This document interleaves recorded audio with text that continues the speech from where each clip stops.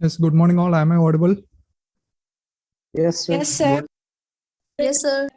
Now, as I told, remember the etiquettes while attending online classes. While you enter the class, the first thing you should do is, I hope majority of you have done, take care to mute your audio. Don't make the teacher repeat that thing again and again. Especially when you are in a noisy environment, at no cost, unmute your audio. You can go through this. So while attending the class, you should always be ready with your notebook. You can write down whatever you want. After the class, anyway, I will upload the notes. That is whatever it is displayed in the slides here. I will upload it in the Google Classroom. But still, you have to take down notes. And I don't advocate in taking everything down. There might be some very important things. There might be some concepts which are not so important. So you can filter out and write it down. So I don't advocate in taking every single word I display on there. You should not take it down. There should be some kind of filtration happening with respect to you. Now, second thing I have mentioned that as it is an online class, anytime my connection can get affected, your connection can get affected. So in case if my connection suffers a setback, immediately you have to leave the meeting. I will post a link for a new meeting in the classroom itself. So every time I encounter that issues, due to one or the other reason, connection may go. I have no control over that. It all depends on the Geo network.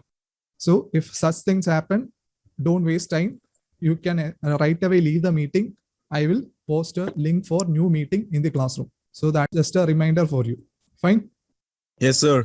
It is not only in the class, all the future classes, it is the same thing. We will experience situations like that. Okay, if that is the case, let us start with this chapter. And I told the first chapter, physical world, is generally nothing but an introduction. Only the aim of the chapter is to make you to get a feel of the subject. What is physics? What are the different scientists, or what are the contribution of physics to the society, or how to study physics, how physics is basically oriented. And for exam point of view, I have told yesterday also, maximum of 2 or 3 marks will be asked from this chapter. That's all. For your final exam, out of 70 marks, you can expect a maximum of 2 or 3 marks, not more than that. Majority of this questions every year come from the same section. That is, regarding the last one, we will see different forces. That is mainly 4 fundamental forces. So mostly the question is being asked from this section. Again, I'm repeating, from exam point of view, this chapter is not so important, but as a part of starting the course, we cannot ignore this chapter. You can only expect 2-3 marks from this chapter, and mainly focusing on 4 fundamental forces. So let us start. If you have read this chapter yesterday, I've told, you can simply read through the chapter. If you have read, you will have some basic idea. So first itself, the chapter starts with the definition of science.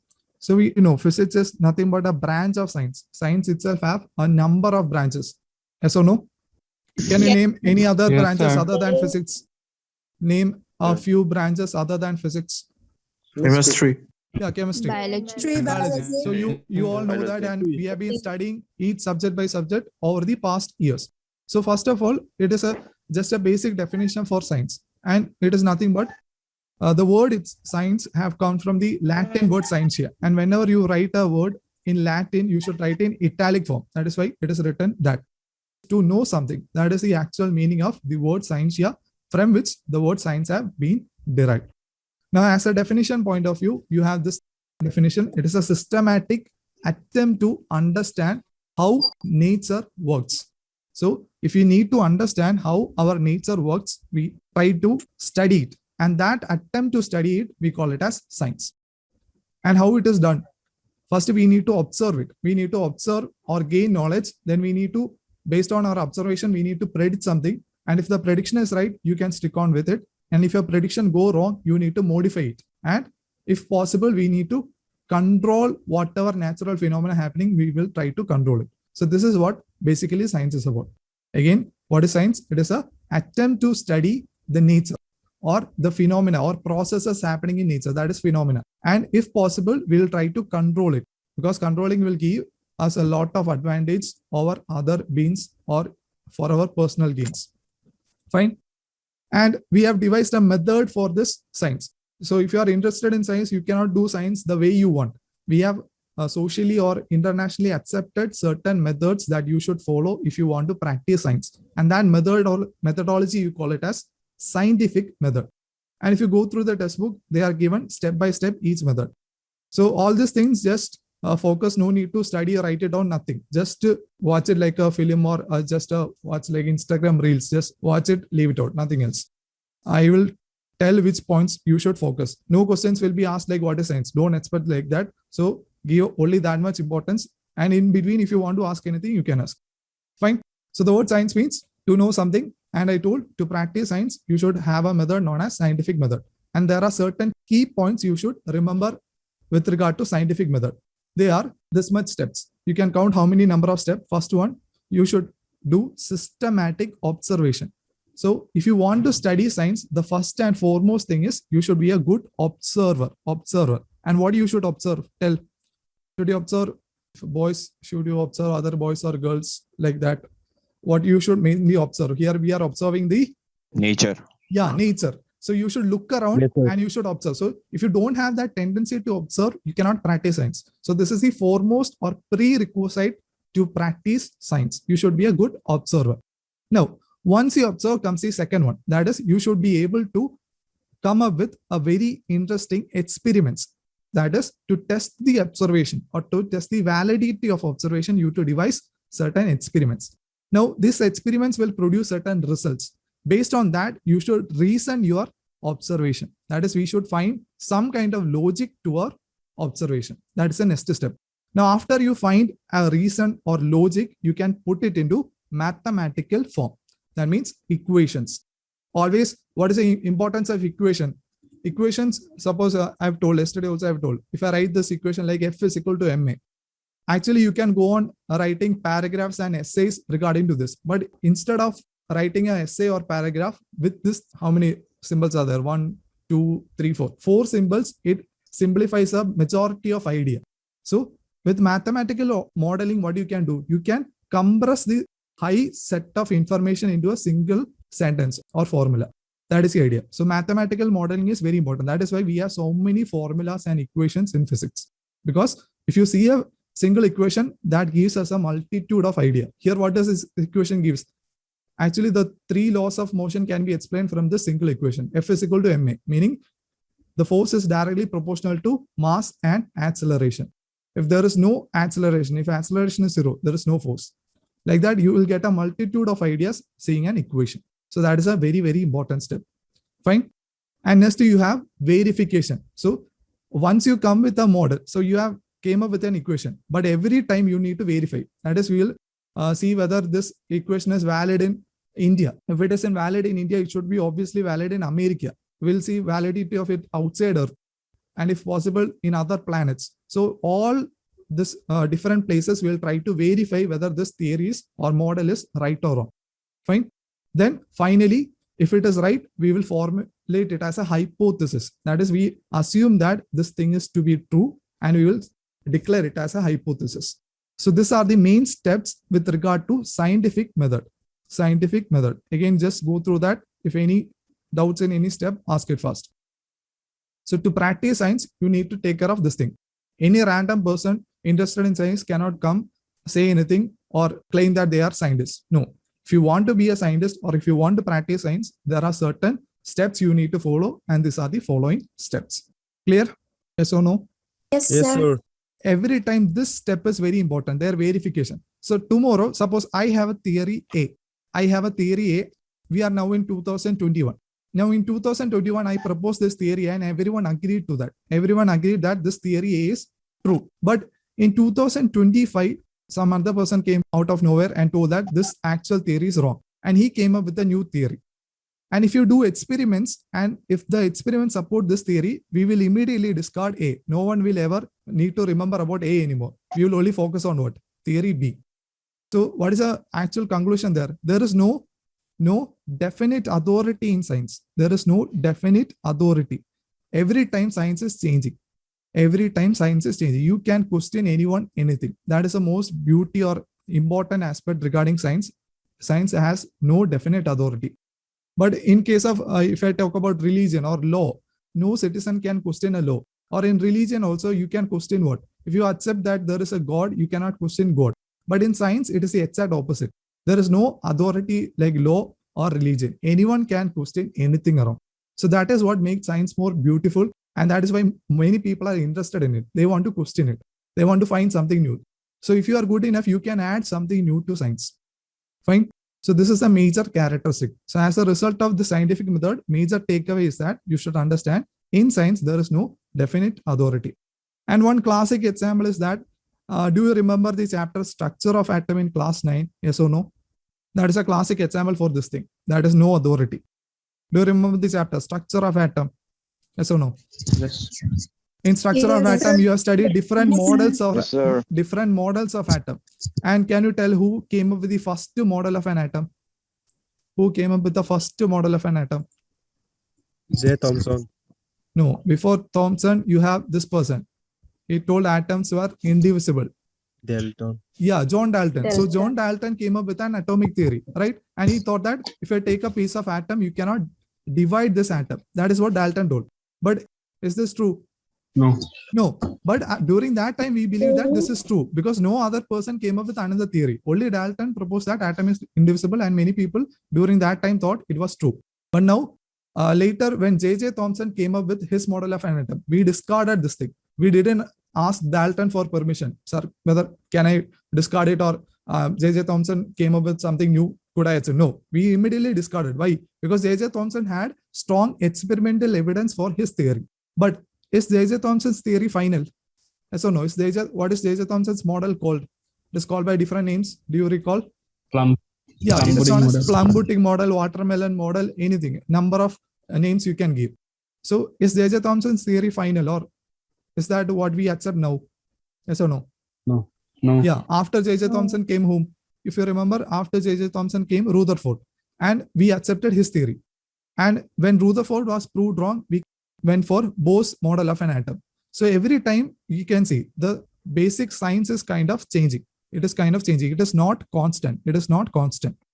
So understand, when you talk about science, understand the methodology known as scientific method. And the key takeaway, science is always changing. It is never static, and anyone can question anything. Is this much clear? Yes, sir. Think of the Yes, sir. example of structure of atom. Yes, Yes. Anyways, in Yes, sir. chemistry, second or third chapter, you will study structure of atom. It is one of the lengthiest chapter in +1 chemistry, and you should give that much importance. Majority of the things will be new in that chapter, but continuation you will study in class 12 physics. So take seriously that chapter in chemistry, structure of atom. Now let us move on to physics. So science have different branches, but we are only solely interested in physics. So last year also I have discussed the definition of physics. It is nothing but study of nature or laws of nature, laws governing nature and matter. What is the definition of matter? Tell definition of matter. Anything that Anything that has mass and Yeah. occupies space. exactly anything that occupies occupies space and have mass we call matter. So physics is nothing but study of matter and its interaction with energy. So that is all about physics. Physics we study laws of nature. We'll study matter and its interaction with energy. Fine. Now those who practice physics, we call them as physicists. And basic condition to be a physicist, you should be highly curious in nature or inquisitive. Inquisitive means what? You should have that tendency to question or view everything with a questioning attitude, or in simple sense, that is what we call curiosity. So this is the only condition to be a scientist or a physicist or to practice any kind of science. So you should be curious enough. There is a famous quote of Einstein. When people ask them, how were you able to attain such kind of feats? How were you able to think in those terms? His answer was very simple. I was not that intelligent. I was just extremely curious. So this is the only thing you need to have while practicing physics or science. And examples, when you see a rainbow, suddenly questions should come. What is causing the rainbow? Or why does it have only 7 colors? Why no more colors? Or why is it having this curved kind of shape? And why do not we see rainbow all the time? So you have a number of questions coming to your mind while seeing something, then you are inquisitive enough to be a physicist. Or if you watch sunset, morning time, the sky was blue in color, but during sunset, it became red. Why is this happening? Where is the sun going down? It is disappearing. Is it going to some other place? So this kind of questions will come to your mind. And if you try to find answers, you can be a physicist. It is not a big deal. Anyone can do it. That is the idea. Fine. Now continuing, there are mainly two principal ideas in physics. If you are read the textbook, you can see. And first one is known as unification. So all the physics is basically related to two fundamental atoms. The first one is known as unification. Now this unification is very simple. See, all are familiar with the case. If you take an apple and drop it down, what will happen to the apple? If I place an apple in midair and drop it, what will happen to the apple? It will fall on the ground. Yeah, it will fall on the ground. Very simple. Fine. Or if you go on top of a building and you jump, what will happen to you? What will happen will to die. you? Fall down. Arre, die. suppose I We'll fall. yeah, we will fall. Don't be so what negative thoughts right away starting class in morning. We'll die. No, I don't want to inject thoughts like that. You may feel like dying in the mid of 11th standard and all, but don't think like of death now. You have enough time to think about that. So imagine this height is very small. Don't think of death. You will fall. That is the term I needed. Don't think death is very negative term. Okay. So we will fall. That is the idea. Tell me, what is causing this apple and this person to fall? Is this the same thing or different thing? Same thing. What is, Same what is the, thing. yeah, what is the name of that thing? Gravitational force. Yeah, it is Gravity. Gravitational force. gravitation. It is such as gravitation. Gravity. But while Yes. studying this, do Gravitation. we say that apple gravitation acts for this person, human gravitation acts? Do we consider like that? Yes or no? Do we say that for apple? No. The conclusion is that when apple falls, you don't tell it is apple gravitation. When this person falls, you don't tell this human gravitation is acting. We'll only use the term gravitation. Simple. Fine. So what is the idea there? Apple is a very small object, whereas this person is of considerable size. Or if you take a very large object or very large stone, if this falls also, we'll say it is due to gravitation. So here you can see a number of system when it is doing the same thing, we'll explain it by a common thing known as gravitation. We don't come up with different names. Whatever falls on the surface, we'll use the term gravitation. Or if I extend this idea, even though we know the application of, see, if I take a planet, all the planets revolve around what? All the planets revolve around what? Sun. Around the Yeah, sun. sun. And what is the reason for that? What is the reason for that? Reason causing planets to revolve around sun. Gravitation. It is again gravitation. Gravitation. It is again gravitation. So see, we started from apple. We started from a person. And we have extended the same idea of gravitation to what? Even planets. That is celestial body. You can imagine the size of planets. Right from Jupiter, which is a humongous planet compared to a small planet like Earth or a small celestial body like Moon. So it is gravitation which is having control over this wide range of objects. So what we have done, we are actually unified the idea of gravitation. That is to explain falling of apple, person, or even movement of planets, other celestial bodies around. We have used a simple idea, that is what? Gravitation. And this is all about unification. Meaning what? You have wider range of phenomena. You have wider range of phenomena. But all this wider range of phenomena, you try to explain with same concept, a same concept. So even though you have wide range of things, if you use the same concept to explain this, what you are trying to do? You are trying to unify it. So this is the basic idea of physics. Understood what is unification? Yes or no? Yes. Yes, sir. So again, I'm Yes, repeating, sir. if you have a wide range of phenomena, and if you can explain all this phenomena by a simple theory, this method or this kind of approach, we call it as unification. And it is one of the key thing in physics. In physics, all the scientists actually try to unify things. Last year, again, we can recall another example. Have you heard of this name? Yes or no? Yes. Yeah, he done a particularly interesting experiment which led to the connection between dash and dash. For long period of time, we thought that these two things were entirely different things. But Easted came and told, no, these are not different things. They are two sides of the same coin. So what was that? He connected between dash and dash. Easted, Electricity and magnet. yeah, he connected electricity and magnetism. So we Correct. thought that electricity is something related to charges, whereas magnetism is related to magnets. But Easted came and said electricity and magnetism are nothing but the same thing. And now we together call them as what? Electromagnetism. Due to the contribution of another famous scientist known as Maxwell, Maxwell came and unified electricity, magnetism, and even optics. Optics means what? Study of light. So Maxwell unified all these three different branches. So these are all example for unification. So again, unification, explanation of wide range of phenomena using simple concept. So just note it down.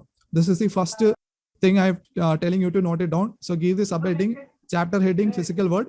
Now first subheading, right? Principal thrust in physics or principal ideas in physics. And first one, write down unification. Write down. Unification is an attempt to explain diverse phenomena using a very few concepts and laws. Write it down. What do you mean by unification? Unification is nothing but an attempt to explain diverse physical phenomena. That means a variety of physical phenomena using a very few concepts. Completed? No, sir. Write it fast. Yes. Okay. Yes. Now we are need to write an example. Yes, Example I have sir. already told. Example is a case of an apple falling to ground, or moon revolving around Earth, or planets revolving around sun. This can be explained by the universal law of gravitation. So write it down. Example, for example, the falling of apple on the ground to the revolution of moon around Earth or planets around sun can all be explained by universal law of gravitation. So if you have one single theory, you can explain a diverse range of phenomena. No need to write that exactly like that. You can write it in your own words. Just make it short, condense it, write it in your own words. And one more thing, after every day's class, I will give you certain assignments. That is to check whether you are attending the class regularly or not. Nothing else. Because even though 39 are attending, I cannot expect all of them paying full attention to the class.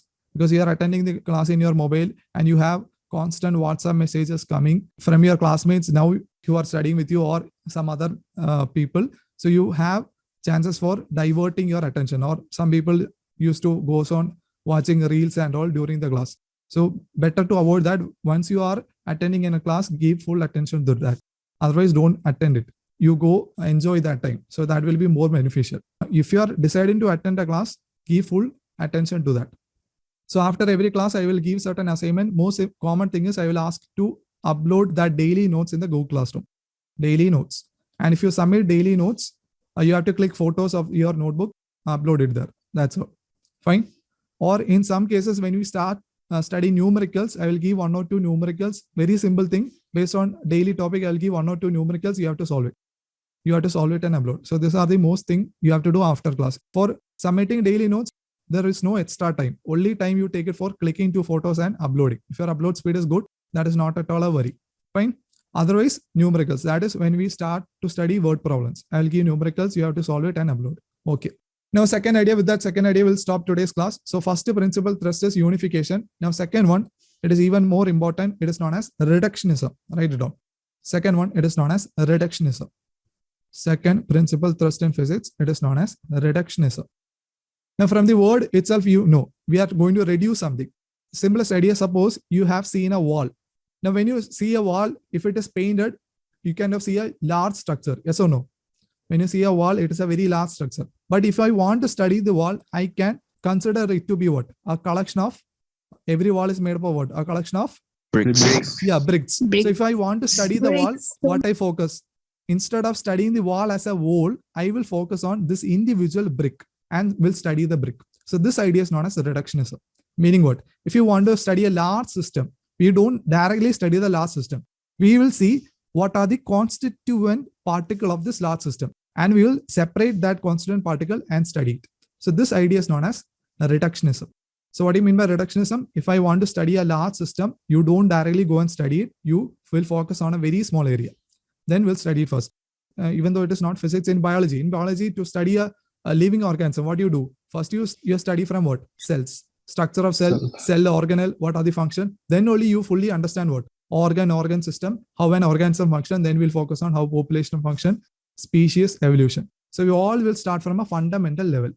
Fine. So that is the idea of reductionism. Clear? So write it down. It is an understanding of complex system while focusing on properties of simpler parts. That is constituent simpler parts. Write it down. That is understanding a complex system by focusing on its constituent simplest parts. That idea is known as reductionism. Now from physics, if I take an example, suppose you are all familiar with boiling water. Yes or no? Boiling water. To boil water, what do you do? Yes. You take water in a Yes, container sir. and you supply. Yes, sir. You supply Heat. heat to it. Now, you Heat. know what we see. If I keep a thermometer dipped in the water, you can see the temperature of the water rises. But this temperature is a bulk phenomena because for overall water, the temperature is constant. If I measure temperature here or temperature here, it will be constant. So temperature is a bulk phenomena. So we will see what is the reason for rise in temperature. And if you go for the reason, you should focus on what? We know water is made up of individual particles. Yes or no? We'll focus on what happens to the individual particles. And you already familiar.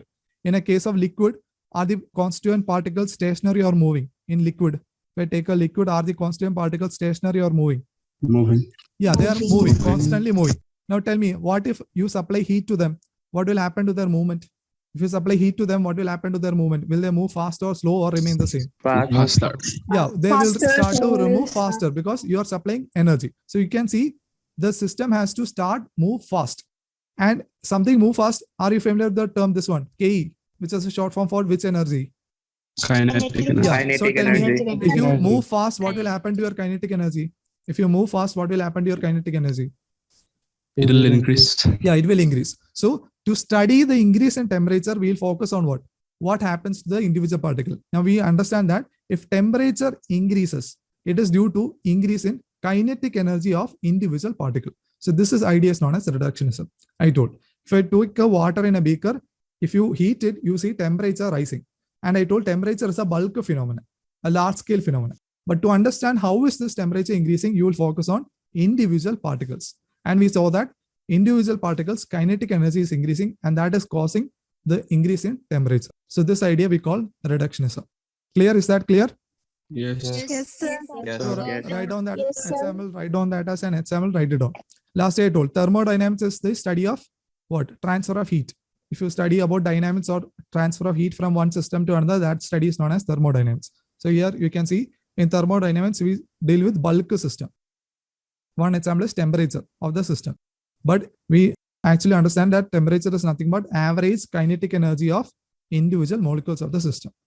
So if you view in this thing, you are actually doing reductionism. Note it down fast. With that, we'll stop today's class. Completed? Okay, we'll stop it here. Don't forget to upload the assignment. If anyone find difficulty in uploading assignment or don't know, you can contact me either in Google Classroom or in WhatsApp. I will help you out. Have a nice day. Thank you.